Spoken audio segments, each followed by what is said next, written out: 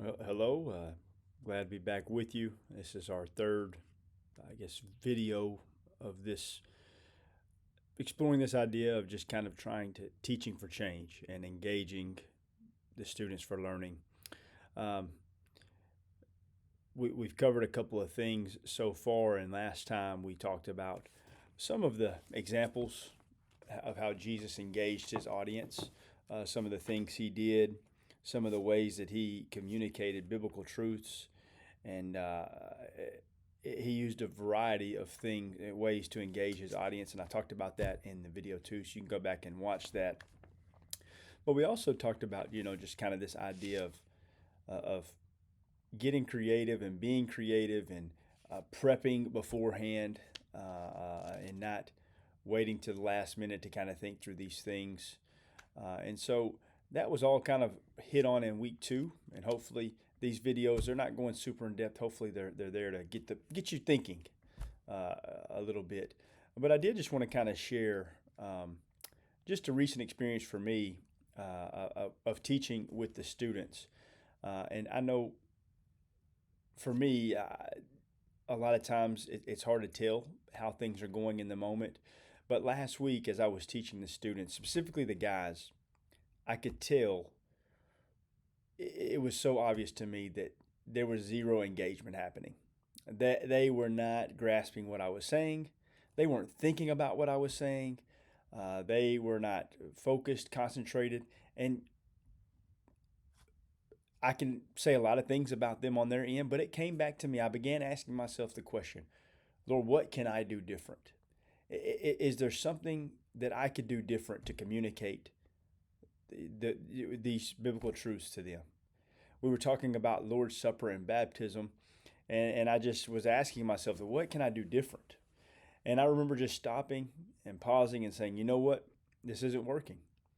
And we needed a change of scenery. So I said, all right, guys, we're going to take a quick break, and we're going to go back to the big room. The girls were already done. And I said, let's go back to the big room. Let's take a break, refocus, redo this. And so we took a 3 minute pause, 3 minute break, and we went back in the room. And I was just kind of, how can I engage these students with this so that they can grasp and understand what we're talking about? And so I called an audible. I did things different than what I intended on doing. And I used some visual aids, and I asked a lot of questions. And even so much as I was asking the students, more so than me trying to teach, I was asking them, have they been baptized? Have they ever taken the Lord's Supper?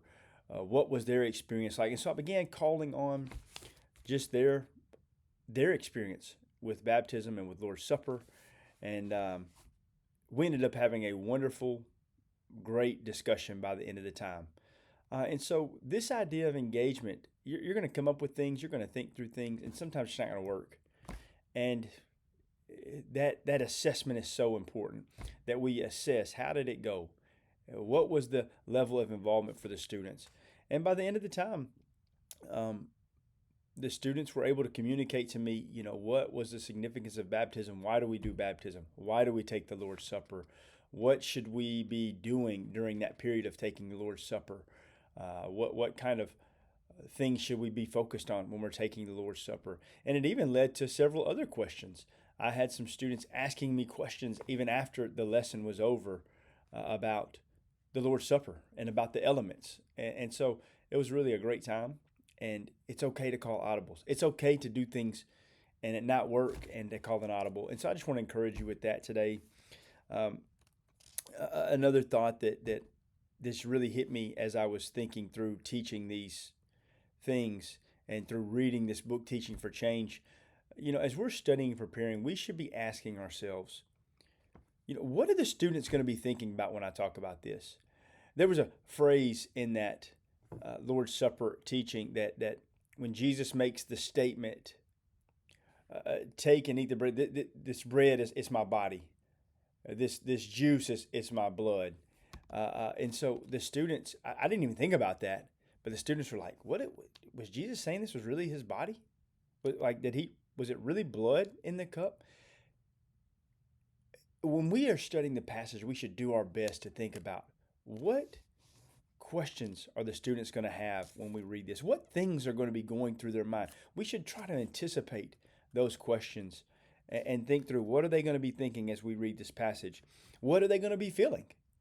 Some of those students in there, I picked up on that were maybe some of them were embarrassed that they had not been baptized yet.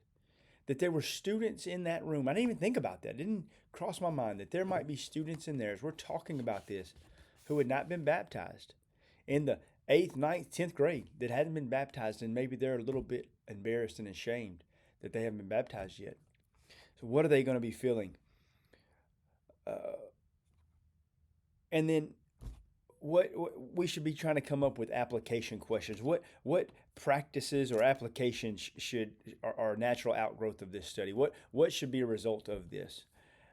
And obviously for this one, the application was: do you need to be baptized? Are you taking the Lord's Supper properly? And thinking about those things. And so that was some of the application. And so as we're studying, as we're preparing, as we're sharing with the students, we should anticipate questions. We should do our best to try to anticipate what are they thinking, what are they feeling, what are they experiencing, and then we should try to come up with some very straightforward, reasonable, understandable, easy to do applications that relate to the text. And I believe this will send our engagement up. And never be afraid to call audibles and to change settings and to adjust, to call timeouts. That has been so helpful for me. And this past week, it was a game changer. And so I hope this helps. Always let me know if you have any questions. Thanks.